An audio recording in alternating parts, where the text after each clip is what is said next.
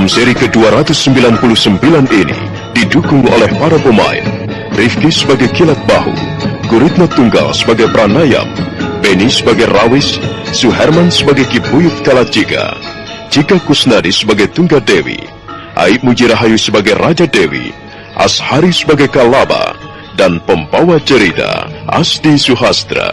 Selamat menikmati. Pranayam diikat di bawah pohon. Tangannya diikat melingkar, sehingga Pranayam nampak seperti sedang memeluk pohon itu.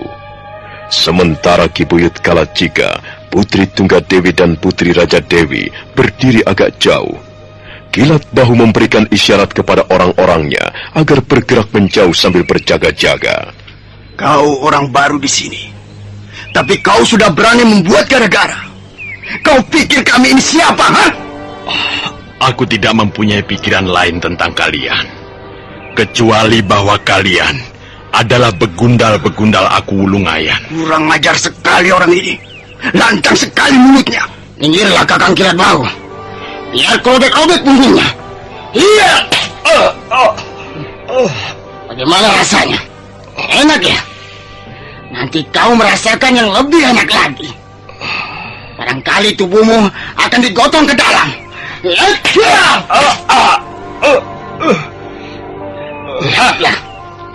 Lihat orang sombong ini.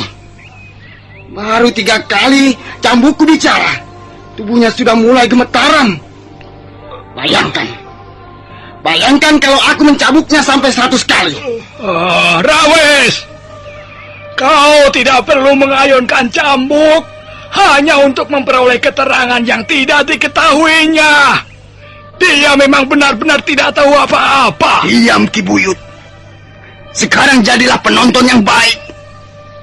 Kalau kau masih bicara juga, kau pun akan diikat di bawah pohon. Dan akulah yang akan mencambukmu.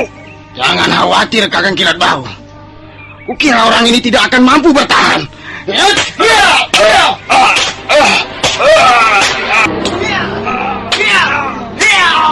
Rawis, laki-laki berkumis tebal itu sekarang mulai mengayunkan cambuk dengan seluruh kekuatannya. Ujung cambuk menggeletar setiap kali menerpa punggung Pranayam. Kilat Bahu tersenyum puas. Sementara Ki Buyut Kalacika nampak kebingungan, tapi dia memang tidak mampu berbuat apa-apa. Demikian pula Putri Tunggadewi dan Putri Raja Dewi hanya bisa melihat saja apa yang dialami Pranayam. Teruskan, Rawis! Cambuk lagi! Cambuk lebih keras! Lihat saja Kakang Kilat Bahu. Punggungnya mulai robek.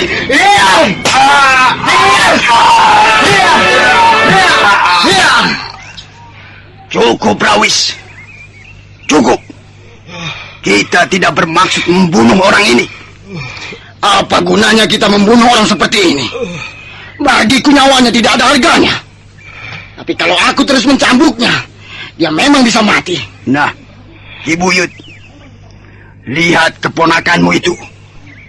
Dia sudah memperoleh upah dari kelancangan mulutnya. Ayo, Rawis. Ayo kalian semua, naik ke atas kuda. Katakan pada keponakanmu itu, Ki Buyut. Katakan bahwa bukan di sini tempat yang pantas untuk menyombongkan diri. Dan ingat, Ki Buyut, urusan ini belum selesai. Kami masih harus menunggu perintah aku Wulungayan selanjutnya. Dan jangan lupa, Ki Buyut, katakan pada pendekar bunga putih.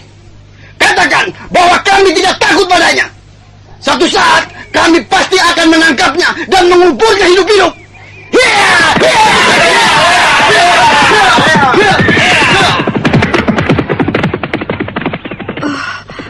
Paman Pranaya. Kakak Naomalini, punggungnya robek.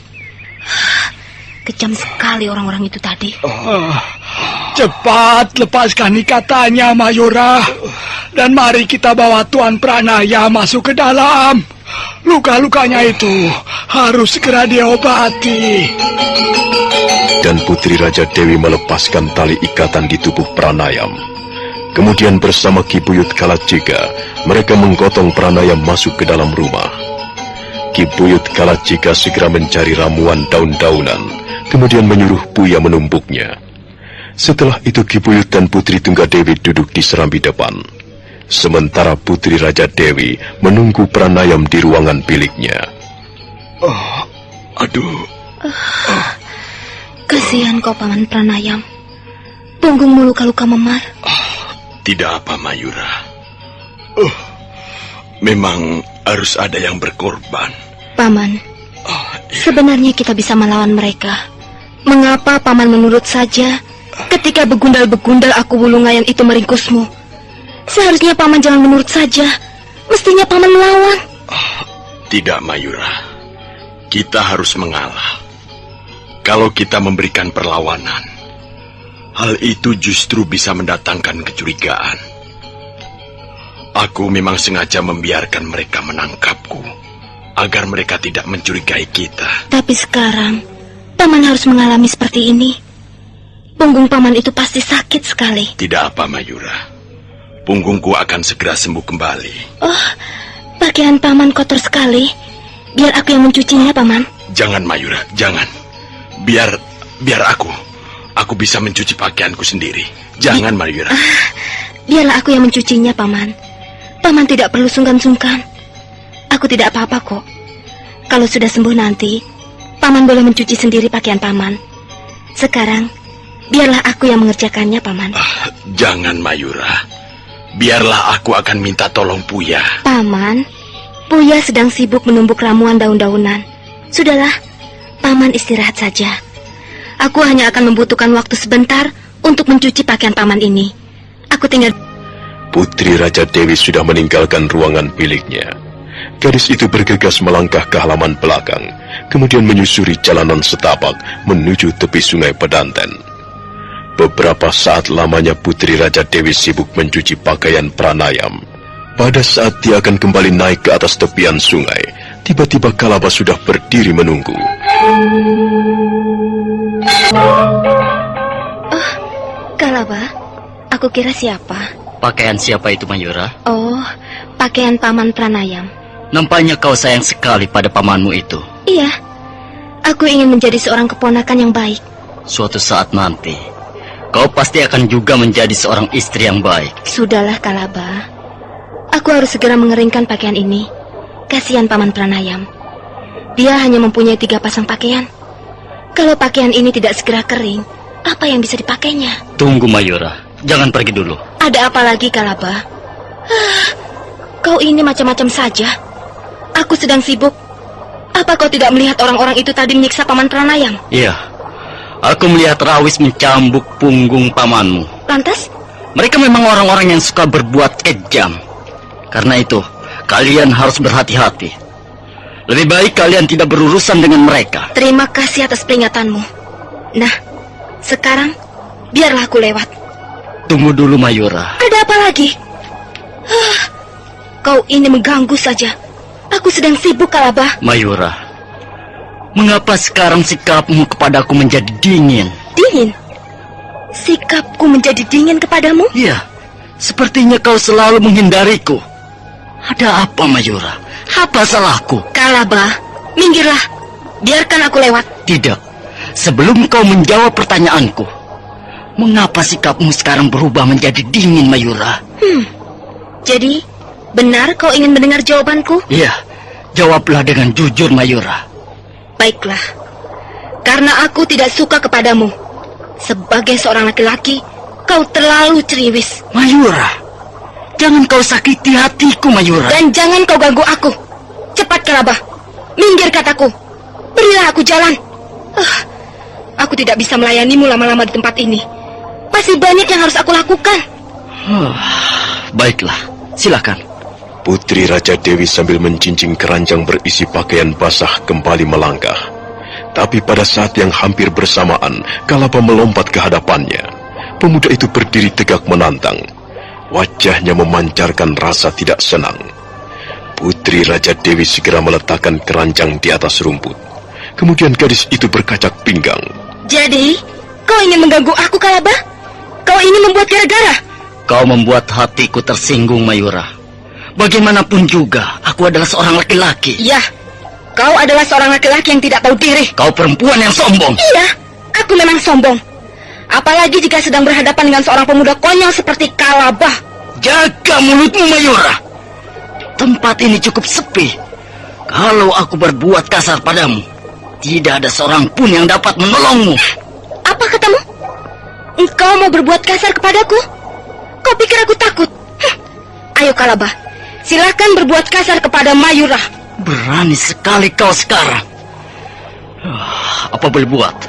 Aku akan mempergunakan kesempatan ini untuk meringkusmu. Jangan lari, Mayura.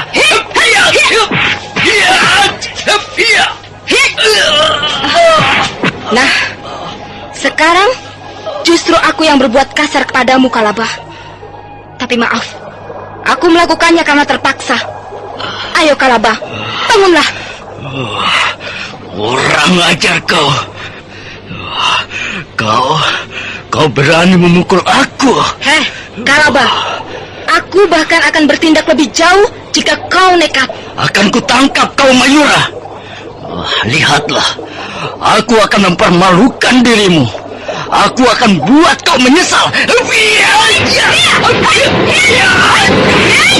Menyergap Putri Raja Dewi dengan beringas. Putri Raja Dewi membuang tubuhnya ke samping, dan Kalabah terpaksa gagal.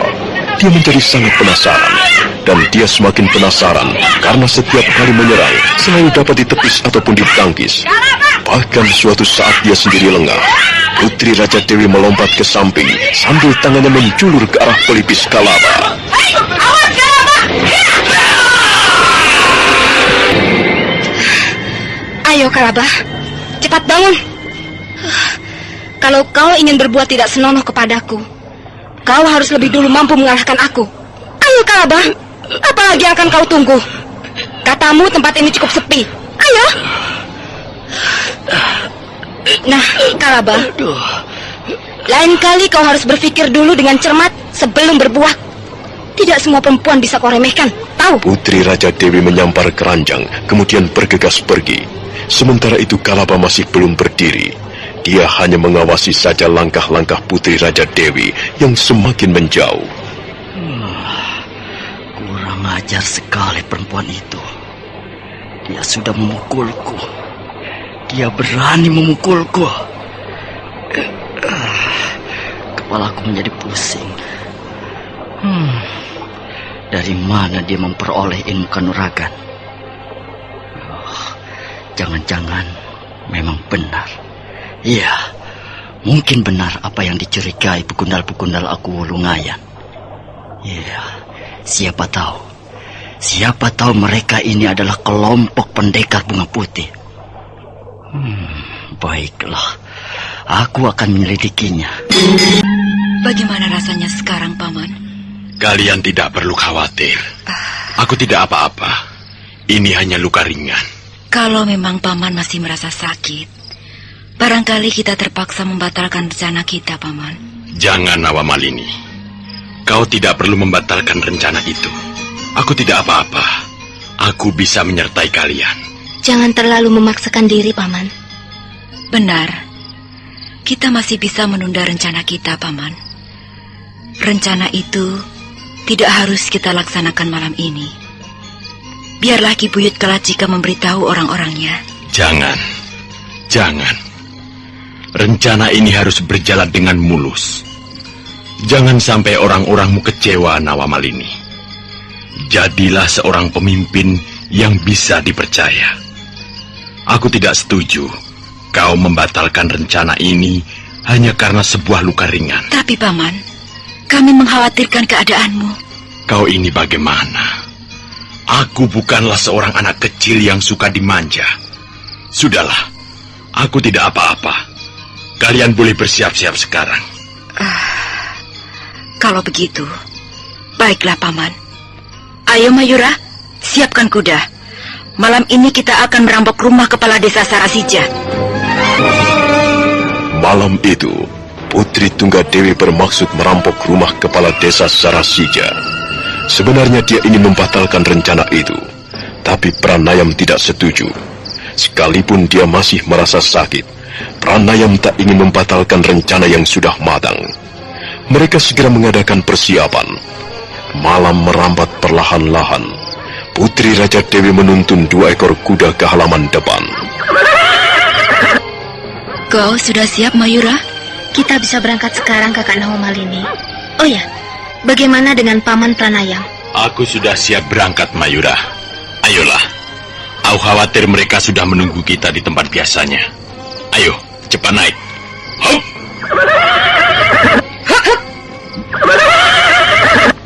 Cadarmu, Nawamalini. Jangan lupa mengenakan cadar. Putri Tunggadewi buru-buru menutup wajahnya dengan cadar berwarna putih.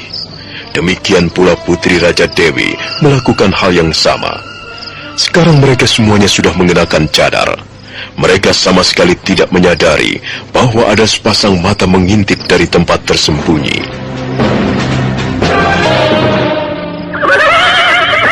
Sepasang mata itu terus mengawasi dengan tajam, sampai akhirnya Putri Tunggadewi, Putri Raja Dewi, dan Pranayam lenyap di kelokan jalan. Mereka pergi lagi. Mau kemana mereka pergi malam-malam begini? Oh, aku harus tahu kemana tujuan mereka. Aku ingin tahu apa yang mereka kerjakan malam-malam begini. Sepasang mata itu ternyata milik Kalaba. Kalaba bergegas melangkah ke kandang kuda. Sebentar kemudian dia sudah naik ke atas punggung binatang itu. Akan kuikuti mereka. Aku jadi penasaran. Jangan-jangan mereka memang kelompok pendekar bunga putih. Hiya!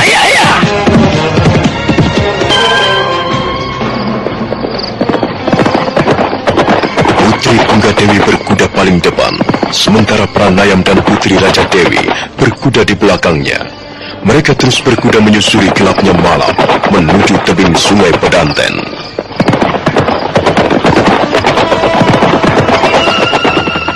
Sementara itu, Kalaba juga berkuda mengikuti di belakang mereka dari jarak yang cukup jauh. Pemuda itu nampak semakin penasaran.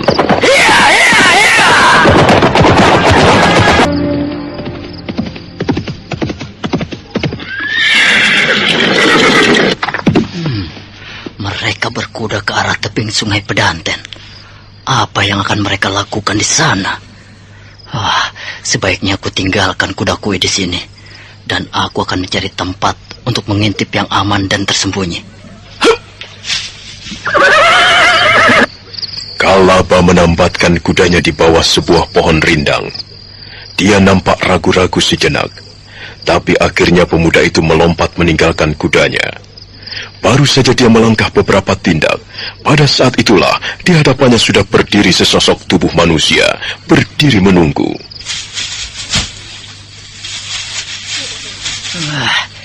Siapa kau ini? Jangan berdiri di situ. Aku tidak mempunyai urusan denganmu. Hei, jangan berdiri di situ. Aku mau lewat. Kurang ajar. Kalau kau mau membuat gara-gara denganku, akan kuleangin kau.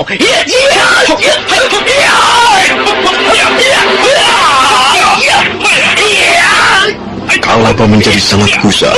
Dia tidak tahu sekarang sedang berhadapan dengan siapa, karena orang yang menjadi musuhnya mengenakan cadar berwarna gelap. Orang itu nampaknya mempunyai ilmu kanuragan jauh di atas Kalaba. Menyadari bahwa kemampuan ilmunya lebih rendah, Kalaba memutuskan untuk melarikan diri. Tapi mendadak, orang bercadar itu balas menyerang. Kalaba lengah.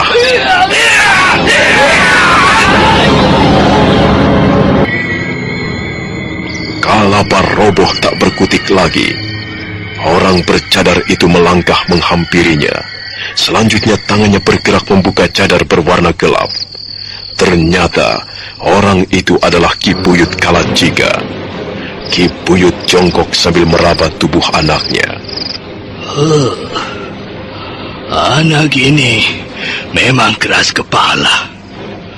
Kalau aku tidak segera menanganinya, dia bisa berbahaya.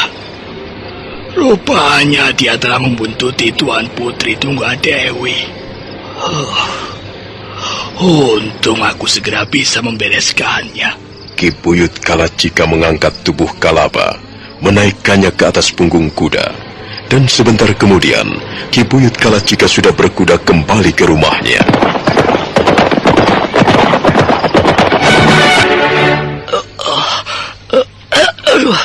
Aduh. Ayah, kau tidak usah khawatir. Kau tidak apa-apa. Bagaimana aku bisa sampai di sini, Ayah? Apa yang terjadi, Ayah? Kau pasti tahu apa yang sedang terjadi menimpa dirimu. Mengapa kau harus bertanya kepadaku? Iya. Aku baru saja bertarung dengan seseorang. Orang itu menggunakan cadar berwarna gelap. Dia lebih unggul dariku, Ayah. Aku menemukan tubuhmu tergeletak di atas rumpun belukar. Iya. Orang itu telah memukulku 2 kali berturut-turut. Aku lalu tidak ingat apa-apa lagi, Ayah. Pandangan mataku menjadi gelap. Ya, itulah. Kau selalu saja mengabaikan kata-kataku. Apa yang kau lakukan keluyuran malam-malam begini di tempat sepi? Sekarang kau baru merasakan akibatnya. Untung aku segera menemukanmu. Kalau tidak, barangkali malam ini kau akan tidur di atas rumpun belukar. Kalaba. Iya, Ayah. Berhati-hati. Sudah berapa kali kukatakan padamu, kau harus berhati-hati. Sekarang ini banyak pendekar-pendekar bayaran berkeliaran di desa Pedanten. Mereka sudah biasa berbuat kejam kepada seseorang. Mereka tidak segan-segan membunuh siapa saja yang dicurigai. Kalau kau tidak berhati-hati, kalau kau masih senang keluyuran malam-malam, suatu saat nanti orang-orang akan menemukan mayatmu di tepi jalan. Iya, Ayah. Maafkan aku, Ayah. Baiklah. Aku tidak akan lagi melakukannya. Aku akan berhati-hati. Jadi, kau sudah kapok? Aku tidak akan mengulanginya lagi, Ayah. Kalau kau berhati-hati, Kalaba, selalu waspada, kau akan selamat. Tapi kalau kau berlaku sembrono, kau sendiri yang harus menanggung akibatnya. Ayah, tadi aku melihat Nawamalini, Ayah. Mayura juga Pranayam. Ada apa dengan mereka? Mengapa kau mengurusi orang, Mereka pergi ke arah sana, Ayah. Mereka berkuda ke arah tebing Sungai Pedanten. Sudahlah, itu kan bukan urusanmu. Biarkan saja mereka mau pergi kemana. Mereka bukan tawanan di rumah ini. Mereka bebas pergi kemana maunya. Kalau mereka mau pergi selamanya, kita bisa apa? Sudahlah, lebih baik urusi dirimu sendiri. Sementara itu, Putri Tunggadewi, Putri Raja Dewi dan Pranayam sudah tiba di atas tebing Sungai Pedanten. Ternyata benar, Nandaka, Pradipa dan teman-temannya sudah lama menunggu. Mereka sudah siap dengan kudanya masing-masing. Bagaimana, Nandaka, Pradipa? Kami sudah siap berangkat. Bahkan mereka sudah tidak sabar lagi menunggu kehadiranmu, Nawamalini. Siapa yang tahu rumah kediaman Kepala Desa Sarasija? Kami semua tahu. Kepala desa itu tinggal di sana, di kaki bukit, tidak jauh dari desa Kaliasem. Bagaimana, Paman Pranayam? Kalau memang semuanya sudah siap, kita bisa berangkat sekarang. Baik, Paman. Mayura, kau harus berhati-hati. Jangan terlalu jauh memisahkan diri dari kami. Kakak Nawamalini, aku bisa menjaga diri. Baiklah. Ayo, Nandaka, Pradipa, kita berangkat sekarang. Ayo kawan-kawan, kita berangkat. Kita serbu rumah Kepala Desa Sarasija.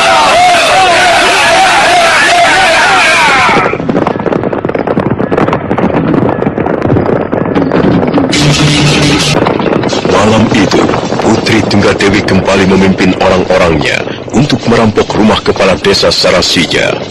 Putri Tunggadewi dan Putri Raja Dewi berkuda paling depan. Pakaian mereka berkibar tersapu angin malam yang dingin. Sementara Nandaka dan Pradipa berkuda di belakang mereka, sedangkan Pranayam berkuda mengawal paling belakang. Mereka terus menunggangi kudanya menyusuri sebuah kaki bukit.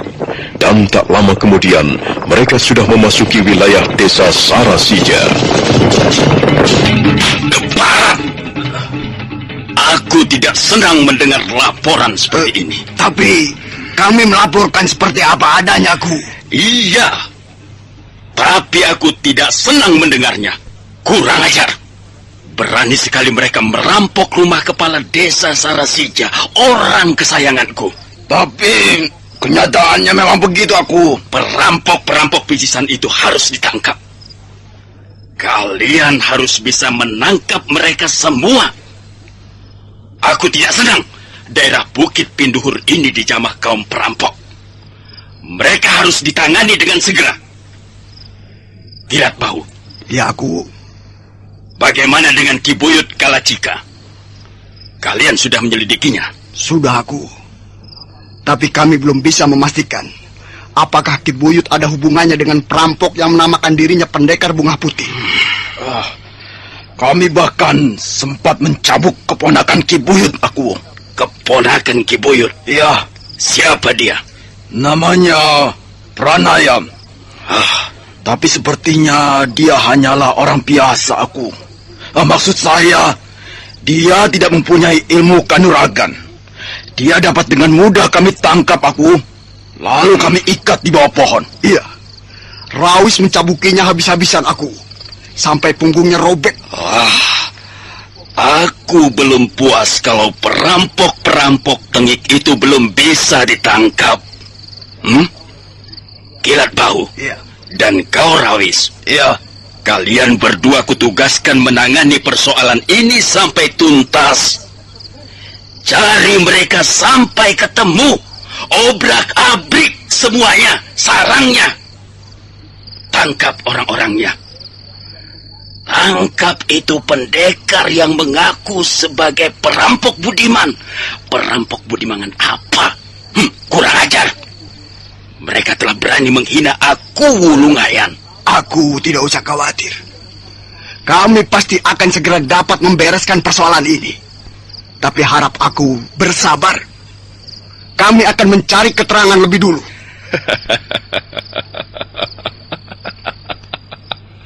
Bagus, bagus. Aku percaya kemampuan kalian berdua. Dan dengar, aku tidak senang ada perampok seperti itu berkeliaran di daerah Mucukunda. Daerah kekuasaanku ini persetan dengan perampok budiman. Maaf, Aku. Sekarang kami mohon diri. Jangan lupa, Rawis. Kalian berdua ku beri waktu 1 bulan lamanya. Selidiki dulu siapa sebenarnya Pendekar Bunga Putih. Dan setelah kalian tahu siapa orangnya, laporkan kepadaku. Ingat, jangan bertindak sendiri. Tunggu perintahku. Kalian mengerti? Kami mengerti, Aku. Kalian tidak perlu sungkan-sungkan kepadaku. Jika kalian membutuhkan uang, katakan saja berapa jumlahnya. Yang penting bagiku, Pendekar Bunga Putih harus segera ditangkap. Baik, Aku. Kami sanggup membereskan persoalan ini sampai tuntas. Tapi memang sebenarnya kami membutuhkan sejumlah uang, Aku. Barangkali kami terpaksa membeli keterangan-keterangan itu dari warga desa. Berapa? Berapa kau minta? Oh, tidak banyak, Aku. Cukup 1.500 keping. Mengapa sedikit sekali? Nanti kurang. Tidak apa, Aku. Kalau kurang, kami akan minta tambah lagi. Baik, tunggu sebentar. Aku Wulungayan, laki-laki bertubuh gemuk itu masuk ke ruangan dalam. Sementara Kilat Bahu dan Rawis menunggu di ruangan pendopo. Sebentar kemudian, Aku Wulungayan sudah kembali lagi. Dia melemparkan sekantong uang kepeng ke lantai pendopo. Kilat Bahu segera memungutnya. Nah, saudara pendengar, bagaimanakah kisah selanjutnya? Silakan menunggu seri berikutnya dalam episode yang akan datang dengan judul Bunga-bunga mekar di Gunung Lejar. Sampai jumpa.